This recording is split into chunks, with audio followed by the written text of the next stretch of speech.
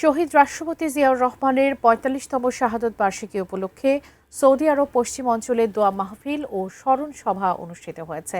ব্রাহ্মণবাড়িয়া জাতীয়তাবাদী ঐক্য পরিষদের উদ্যোগে জেদ্দার একটি হোটেলে আয়োজিত এই অনুষ্ঠানে স্থানীয় বিএনপি ও সহযোগী সংগঠনের নেতারা অংশ নেন। অনুষ্ঠানে সভাপতিত্ব করেন সোহেল রানা এবং প্রধান অতিথি হিসেবে উপস্থিত ছিলেন জহিরুল হক। শেষে শহীদ রাষ্ট্রপতি জিয়াউর রহমান, সাবেক প্রধানমন্ত্রী খালেদা জিয়া এবং আরাফাত রহমান কোকোর রুহের মাগফিরাত কামনা করে বিশেষ দোয়া ও মোনাজাত করা হয়।